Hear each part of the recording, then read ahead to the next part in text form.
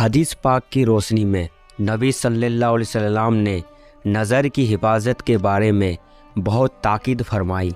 انسانی چہرے کی کوشش تو اپنی جگہ ہوتی ہے۔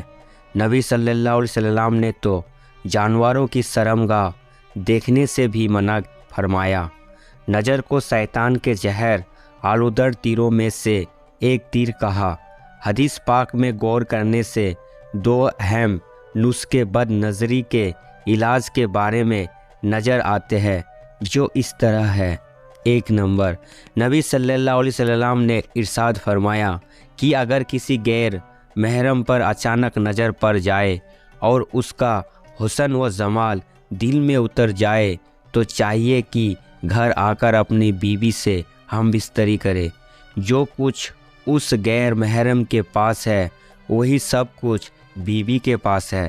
اس سے معلوم ہوا کہ حلال طریقے پر اپنی ضرورتوں کو پورا کر لینے سے حرام سے بچنا آسان ہو جاتا ہے۔ 2 نمبر، ایک نوجوان نبی صلی اللہ علیہ وسلم کی خدمت میں حاضر ہوا۔ عرض کرنے لگا کہ یہ اللہ کے نبی، مجھے جنہ کی اجازت دیجیے۔ نبی صلی اللہ علیہ وسلم نے ڈانٹ پٹ کرنے کے بجائے پیار سے فرمایا کہ بتاؤ، کیا تم چاہتے ہو کہ کوئی تمہاری والدہ سے جنہ کرے؟ اس نے کہا نہیں۔ پھر پوچھا کہ یہ بتاؤ کہ تم چاہتے ہو کہ کوئی تمہاری بیوی سے جنہ کرے؟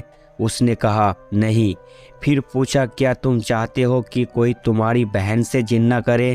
اس نے کہا نہیں۔ پھر پوچھا کیا تم چاہتے ہو کہ کوئی تمہاری بیٹی سے جنہ کرے؟ اس نے کہا نہیں۔ آپ صلی اللہ علیہ وسلم نے ارشاد فرمایا کہ جس سے بھی تم جنہ کرو گے وہ کسی نہ کسی کی ماں ہوگی، بیوی ہوگی، بہن ہوگی یا بیٹی ہوگی۔ جیسے تمہیں پسند نہیں کہ کوئی تمہاری محرم عورتوں سے جنہ کرے، اسی طرح دوسرے لوگ بھی پسند نہیں کرتے کہ کوئی ان کی محرم عورتوں سے جنہ کرے۔ اس کے بعد نبی صلی اللہ علیہ وسلم نے اس کے سینے پر ہاتھ رکھ کر اس کی عفت اور عصمت کی حفاظت کی دعا مانگی۔ وہ صحابی فرماتے ہیں کہ میرے سینے سے جنہ کا تقاضا بھی ختم ہو گیا، بلکہ مجھے جنہ سے اتنی نفرت ہو گئی کہ اتنی نفرت کسی اور گناہ سے نہیں تھی۔ بد نظری سے کبھی جی نہیں بھرتا۔ حضرت اقدس تھانوی رحمۃ اللہ فرماتے ہیں بد نظری چاہے کتنی زیادہ کی جائے، چاہے ہزاروں مردوں اور عورتوں کو گھورا جائے اور گھنٹوں گھورا جائے، سیری تسلی نہیں ہوتی۔ حیا اور پاک دامنی بد نظری ایسی پیاس لگتی ہے جو کبھی نہیں بجھتی۔ استقا پیاس کی بیماری کا مریض اتنا پانی پیے کہ پیٹ کو آئے تو بھی پیاس ختم نہیں ہوتی۔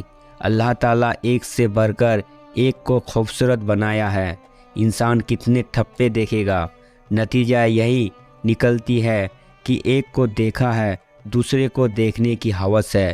اس دریا میں ساری عمر بہتے رہیں گے تو بھی کنارے پر نہیں پہنچیں گے، اسی لیے کہ یہ دریا وہ ہے جس کا کنارہ نہیں۔ بے پردہ عورت کا سجا۔ نمبر، حضرت علی رضی اللہ عنہ سے روایت ہے کہ میں اور میری بیوی حضرت فاطمہ نبی صلی اللہ علیہ وسلم کی خدمت میں حاضر ہوئے۔ ہم نے آپ کو روتا دیکھا۔ میں نے پوچھا آپ میرے ماں باپ قربان ہو، آپ کیوں رو رہے ہیں؟ آپ نے ارشاد فرمایا اے علی، میں نے معراج کی رات اپنی امت کی عورتوں کو دیکھا کہ ان کو مختلف طریقوں سے عذاب دیا جا رہا ہے۔ آج مجھے وہ منظر یاد آیا تو شفقت و رحمت کی وجہ سے مجھے رونا آ گیا۔ میں نے پہلی عورت کو دیکھا کہ اس کے سر کے بالوں کے ساتھ الٹا لٹکایا گیا ہے اور اس کا دماغ ابل رہا ہے۔ دوسری عورت کو دیکھا کہ اس کو زبان کے ذریعے لٹکایا گیا ہے اور گرم پانی اس کے حلق میں انڈیلا جا رہا ہے۔ میں نے تیسری عورت کو دیکھا کہ اس کے دونوں پاؤں کو اس کی چھاتیوں کے ساتھ اور دونوں ہاتھوں کو اس کی پیشانی کے ساتھ باندھ دیا گیا ہے۔ میں نے چوتھی عورت کو دیکھا کہ اس کو پستنوں کے ذریعے لٹکایا گیا ہے۔ میں نے پانچویں عورت کو دیکھا کہ اس کی سر سور کے سر کی طرح ہے، جبکہ باقی بدن گدھے جیسا ہے۔ میں نے چھٹی عورت کو دیکھا کہ اس کی شکل کتے جیسی ہے اور آگ اس کے منہ میں داخل ہوتی ہے اور پخانے کے راستے سے باہر نکلتی ہے۔ فرشتے آگ کے بنے ہوئے گرجوں سے اس کو سر پر چوٹ لگا رہا ہے۔